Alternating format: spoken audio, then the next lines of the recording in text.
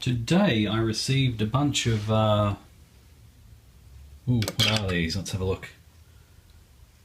27C040s, which are 512 kilobit, which go perfectly with this development card. I apologise for the lack of light.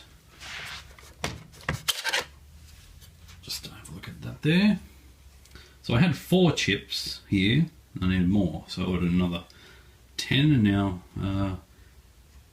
we have 3 megabytes worth of data there.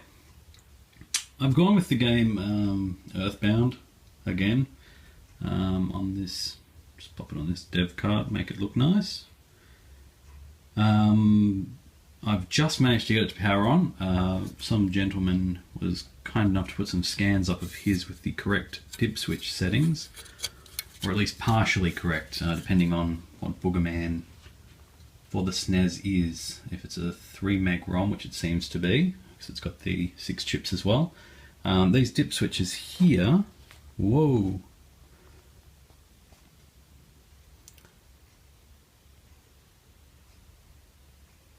Really don't want to focus.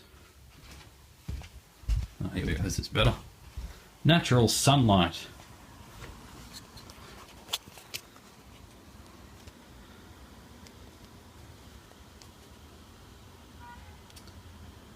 So there's the configuration: off, on, off, off, off. Where are they on? 6 is on. Battery's probably flat on there, but it does have SRAM there, 256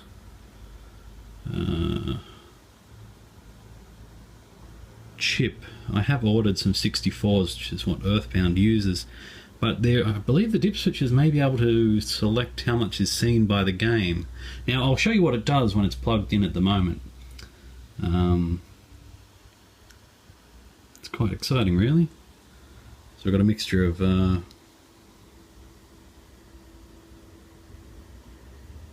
probably shouldn't be holding these too close to the sunlight, given it will just corrupt the beautiful data that is on there.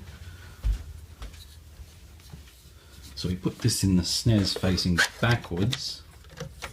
So if you put it facing forward, you'll raise all your game data. The hard way on my first cartridge after completing quite a few levels. So from the front, it doesn't look too good, it's solder dots. But if we power it on,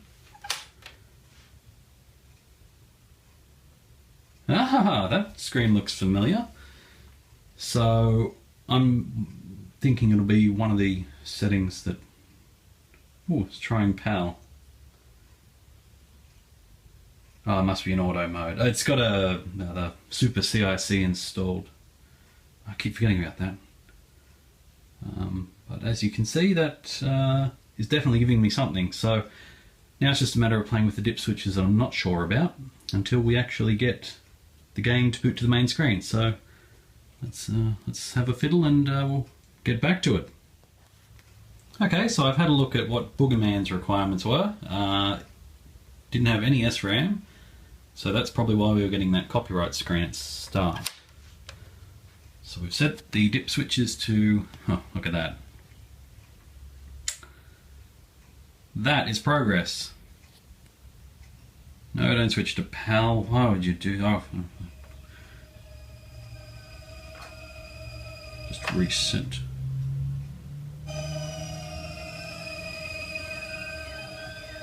Don't know what mode I put that in. That's not PAL. So that looks pretty good.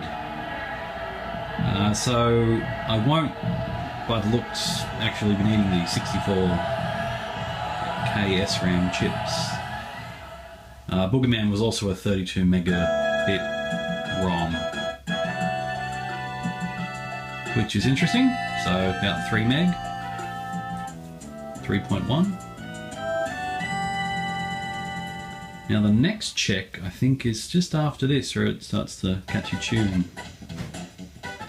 It's passed it. There we go. Okay, so that's a whole bunch of the checks passed, as far as I can tell.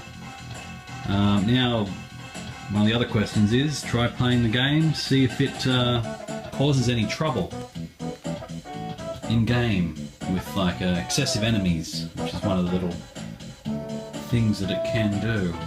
Beautiful, fantastic. So that's EarthBound running on a developer card. It is sassy.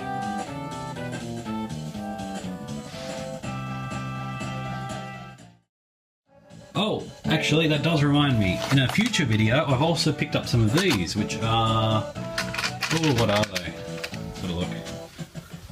Usually find out if I go towards somewhere there's some light and cracked tiles.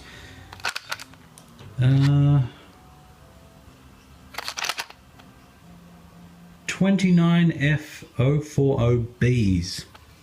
They're apparently 5 volt, and they've only got a few legs that need to be switched around.